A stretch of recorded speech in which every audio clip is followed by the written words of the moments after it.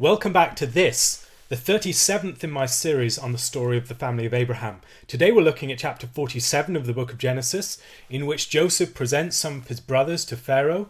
Jacob meets and blesses Pharaoh. We hear the continued events of the famine, and finally Joseph is requested by Jacob, his father, to bury him in the land of Canaan. This story continues neatly from the previous chapter, in which Joseph speaks of his plan to his brothers for them to sojourn in the land of Goshen. They are already sojourning in that location, and they're presented before Pharaoh, 5 of them, presumably to represent the strength of them as a people. They would have 5 of the chief brothers that Joseph would present, and they would represent the whole of the nation, or the clan, as it were. Now, presumably they had other people with them at this point. As we've seen throughout this story, they have significant flocks and herds, and presumably a great many servants and others working for them. Many people within the sheikdom that surround them. And just as we saw in the case of Abraham, who had 318 fighting men, they probably had a considerable contingent of people. If they were settling in the land of Goshen, it would be with a large multitude, probably some few thousands. This is not just 70 people. 70 people are at the heart of the nation, but presumably there are many others besides. Reading through this then, they are presented to Pharaoh, the 5 of them, and then later on Jacob meets Pharaoh and blesses him. He is brought in by Joseph, set before Pharaoh, and Jacob blesses him. In the encounter with the brothers, Joseph is the one that Pharaoh speaks to in answering the brothers, whereas he speaks more directly with Jacob. And Jacob is treated, as it were, as a father, as someone who blesses Pharaoh as if as a son. Pharaoh asks the age of Jacob, and Jacob mentions that his years of his pilgrimage are 130 years. Few and evil were the days of his life, and have not attained the days of the years of the life of my fathers in the days of their pilgrimage. Jacob's story, even though it is coming to a more settled rest, is still coloured by tragedy. His story was a very sorrowful one in which he was struggling for all of his life, struggling with his brother Esau, struggling with his father Isaac, who favoured his brother over himself, struggling with Laban, his uncle, struggling with the situation in his family and his sons that sought to rebel against him, struggling with mourning the loss of his son Joseph, his favoured son, and then all these other events that have occurred. And now most recently the famine. His years have been difficult ones, but yet God has been active within his life in a profound way. He has wrestled with God, and God will bless him and make him great. But yet it is through a painful experience. Jacob blesses Pharaoh and then goes out. And then Joseph situates his fathers and his brothers in the land of Egypt, in the area of Ramses, which is near the area of Goshen. And that's according to Pharaoh's command. He provides his father, brothers, and all his father's household with bread according to the number of their families. Settling them in the land of Goshen as shepherds, they're distinguished from the rest of the Egyptians, which ensures that they won't just assimilate, that they won't just get lost in the larger population. They are going to keep something of their distinctiveness even in the land of Egypt. And it's important to have a land in which they can sojourn of their own. And this land of Goshen is some of the best land of Egypt. It's also a place where they can remain distinct from the rest of the people. Pharaoh also offers to set some of Joseph's brothers, if they had any particular gifted, competent men among them, over his own livestock and be chief herdsmen and things like that. It was a sign of, first of all, his trust for them, but also it reminds you of the story of Laban, but with a very different flavour to it. They're sojourning within a land, taking refuge, but they're being treated very favourably. They're given the very best of the land. Joseph has the second most important position in the land, and they enjoy the trust of Pharaoh and positions of authority. Presumably he's seen with his experience of Joseph how God has blessed this people, and he believes that he's presumably going to bless the other brothers too. And so he wants such competent and wise people over his property. There was no bread in all the land, for the famine was very severe, so that all the land of Egypt and all the land of Canaan languished because of the famine. And Joseph gathers all the money that was found in the land of Egypt and in the land of Canaan, and for the grain which they bought. And Joseph brought the money into Pharaoh's house. Reading this, I think you can see that the suggestion is that there's a famine in both Egypt and Canaan, but Egypt and Canaan have very different forms of agriculture. Egypt depends upon the Nile, whereas Canaan would depend upon the rains.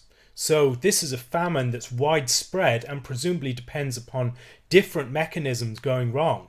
This is a more general struggle within the earth. Presumably Canaan is under Egyptian dominance at the moment, maybe tributaries and others in that region. But both Egypt and Canaan are experiencing a failure in their agricultural systems. And so they all come to Joseph and they give their money. And they run out of money. He's collected all the money within the land. The money fails in the land, and then the Egyptians came to Joseph and said, "Give us bread, for why should we die in your presence? For the money has failed." Then Joseph said, "Give your livestock, and I will give you bread for your livestock if the money is gone." And so they give Joseph their livestock. And then Joseph takes their livestock and gives them bread in exchange for their horses, flocks, cattle of the herds and the donkeys. And then that's another year that passes. And then when that year ends, they come to him the next year and say that their money has gone, their livestock has gone, and now they have nothing left but their land and their bodies.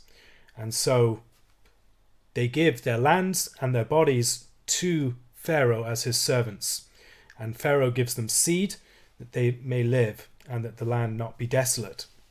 So Joseph, through this, buys all of the livestock, gathers all of the money, and gains all of the people of the land as servants of Pharaoh.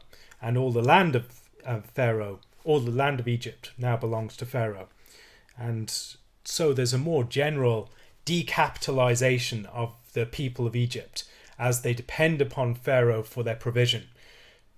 The shrewdness of Joseph has provided for the years of the famine in a way that the Egyptians themselves could not provide.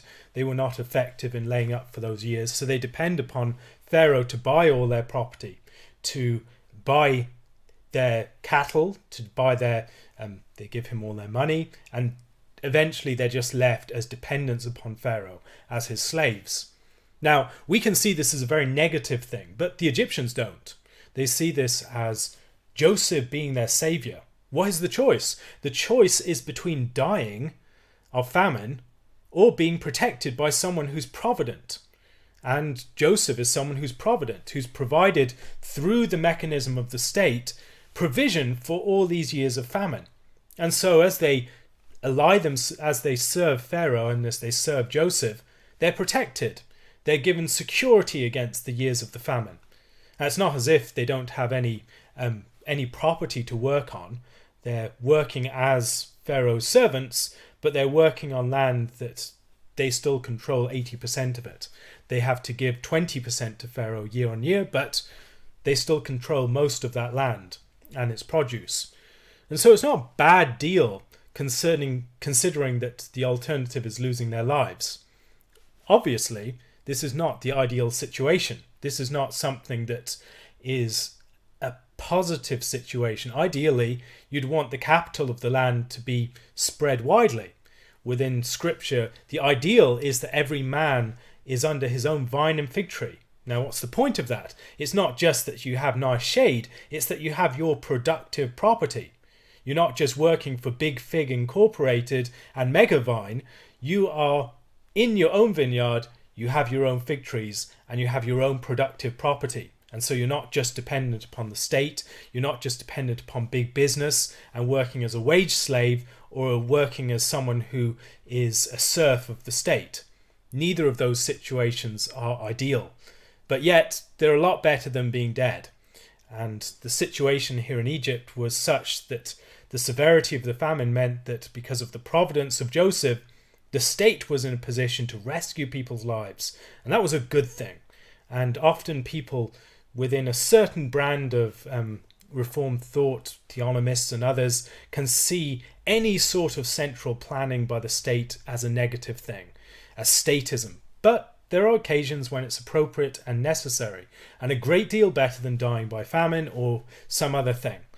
Often we need big organizations to establish providence in situations where small organizations would not be equipped to deal with big shocks and eventualities that we're just not equipped for.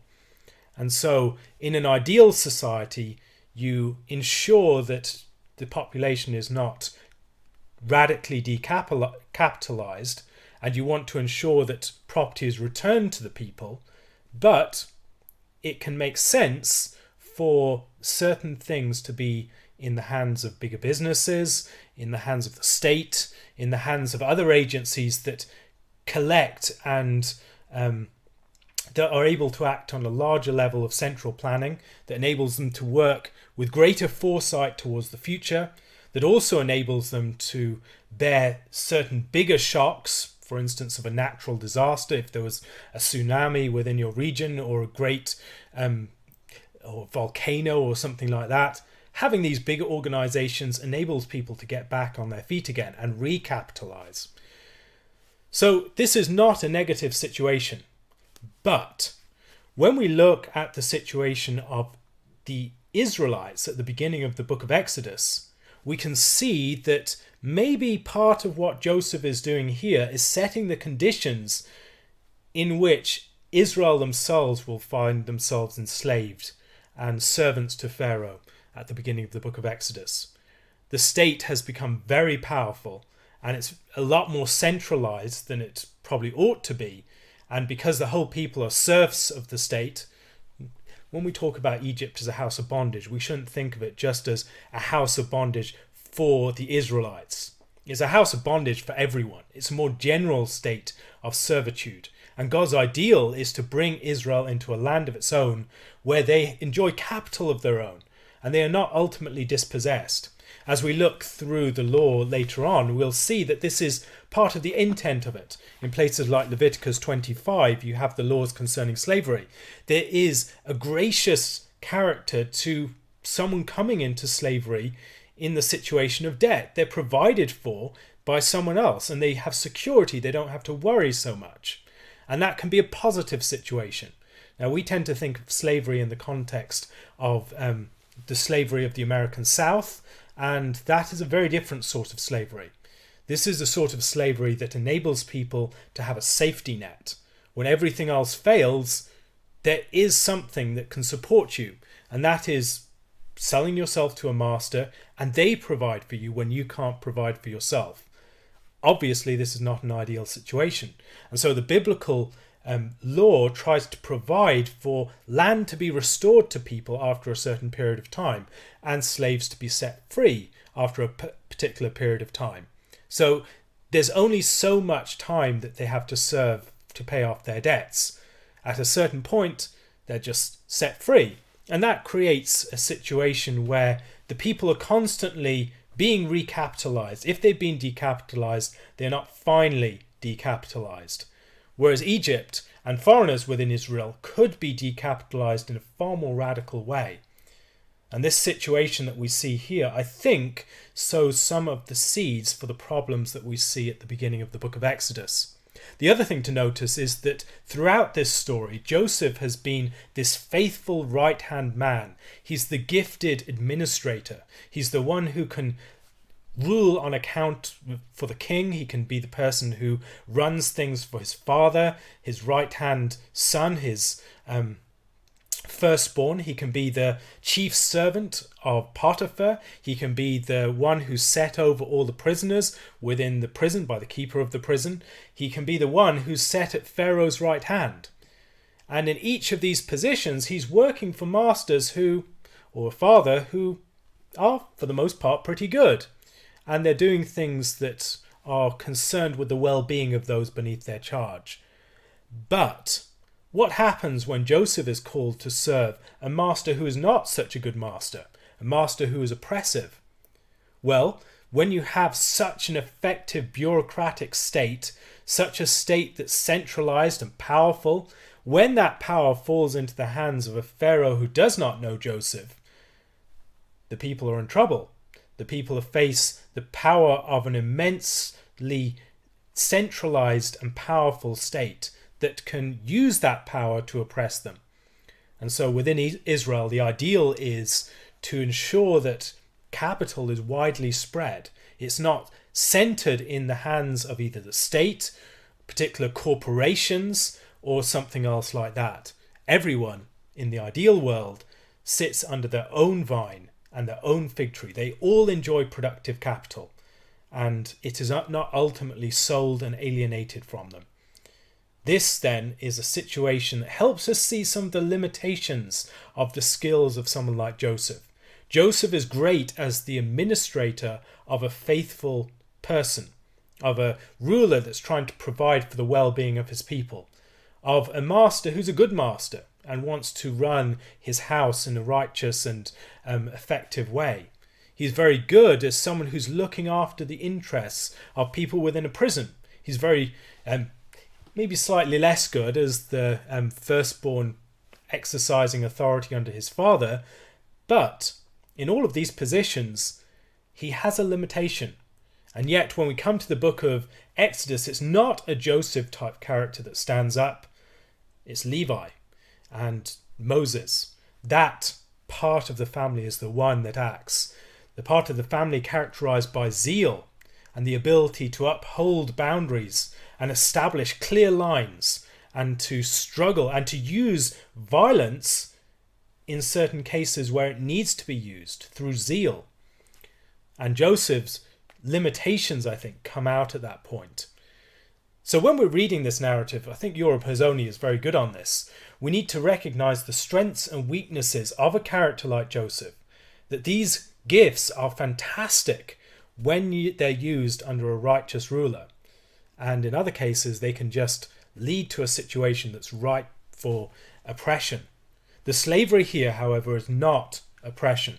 They're reduced to a sort of serfdom, but that serfdom protects their lives. It saves them from destruction, and it's presented as a positive thing. As we read on, we can see maybe there's a pattern. James Jordan has suggested that we see a movement from silver and gold to livestock to persons and land.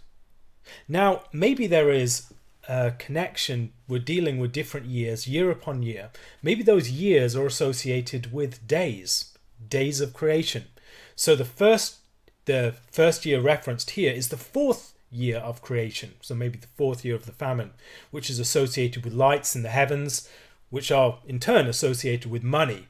The next year, livestock and creatures associated with the fifth day, and then maybe the next year associated with mankind. And that, of course, the sixth day corresponds to the third day. It's the day in which the land is filled.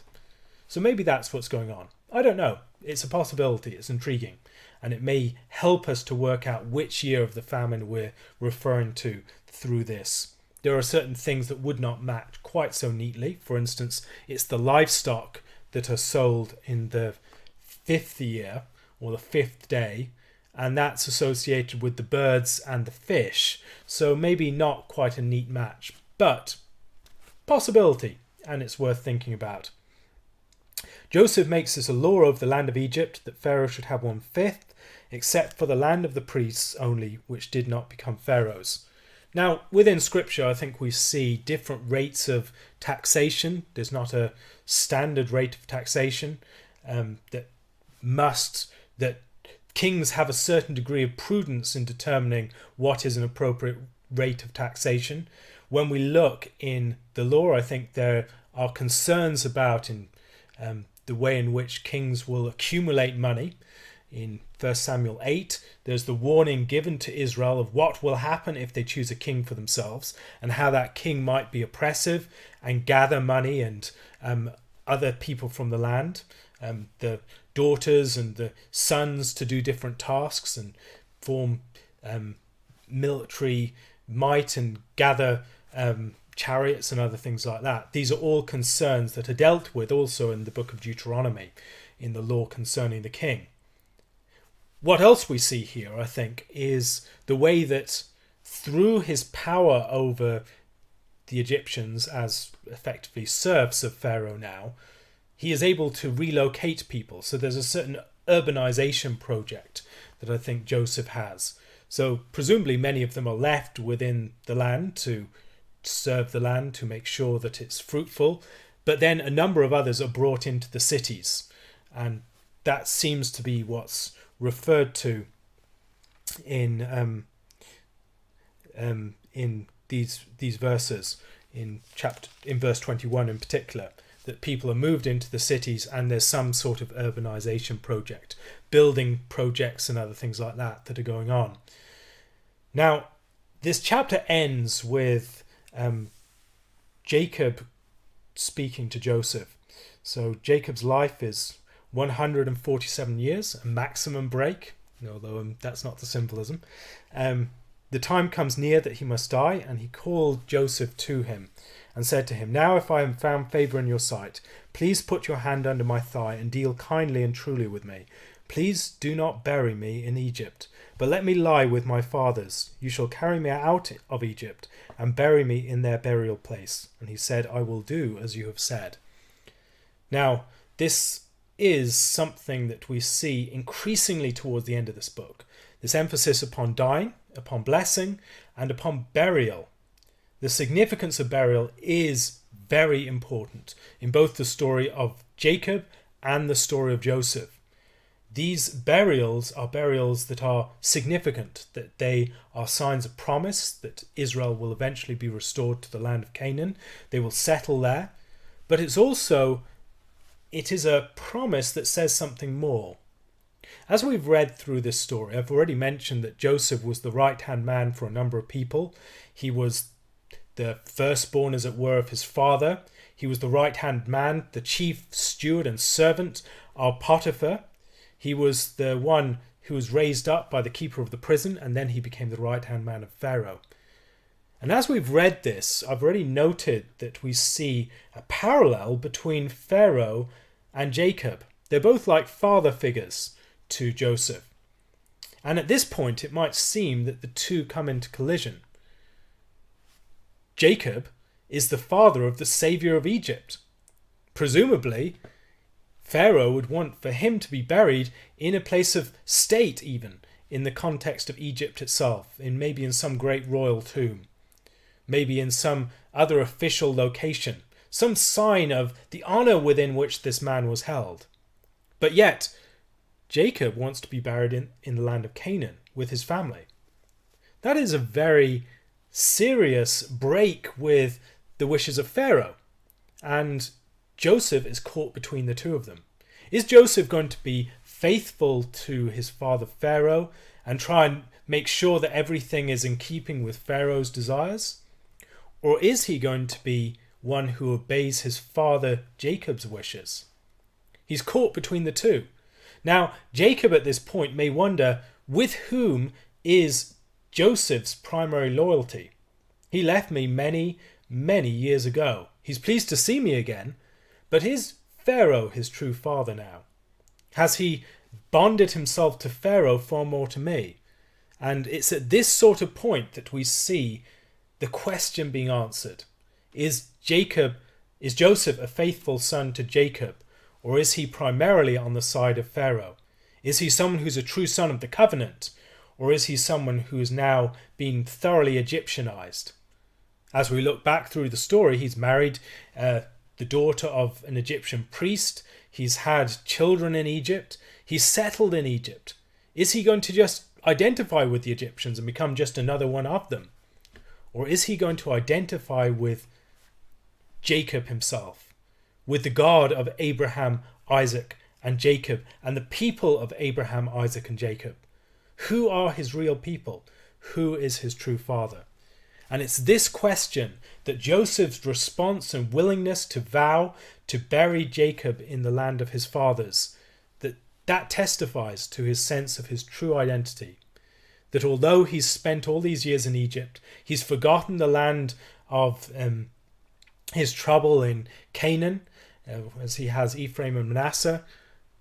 Even as all that has happened, he is now able to recognize that that is primarily where he's from. That's primarily where he belongs. All the joy and prominence and fruitfulness that he has enjoyed in the land of Egypt is of relatively minor importance compared to his belonging to the covenant people and that destiny that he has with them. In the book of Hebrews, we read about the way that Moses was prepared to count as nothing all the treasures of Egypt, esteeming the reproach of Christ greater riches than the treasures of Egypt, for he looked towards the reward. By faith he forsook Egypt, not fearing the wrath of the king. In the story of Jacob, we're seeing Jacob and Joseph here. I think we're seeing something similar, that Joseph is prepared to honor the wishes of his father over the wishes of the king. And he's prepared to esteem being part of the chosen people and being bound to the promised land as far more than all the treasures that he has in Egypt, all the influence and the power that he has in Egypt. He is the prince of Egypt long before Moses rises to any prominence. And Moses has far less prominence than Joseph. But yet Joseph is prepared to leave that all behind.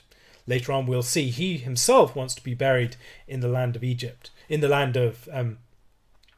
in the land of Egypt, but then taken up to Canaan when they leave.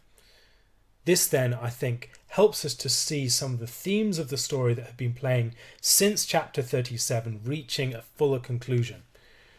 Joseph is the true son. Joseph is faithful to Jacob. And even though Jacob has not heard any word from him, even though they've been separated for all those period of the years of his slavery, of the 13 years when he was working for Potiphar and then in the prison, and in the years of the plenty and the famine that followed, the 9 years or so after that, in all that time, that bond between father and son has not been extinguished. And even though it appeared to the reader and maybe to Joseph and to Jacob themselves that there was a bond that had been breached, they are brought back together and Jacob finds a true son in Joseph. Thank you very much for listening. Lord willing, I'll be back again tomorrow with a discussion of chapter 48. We're really in the finishing straight now. If you have any questions, please leave them on my Curious Cat account. If you would like to support this and other videos and podcasts like it, please do so using my Patreon or my PayPal accounts. Thank you very much for listening, and God bless.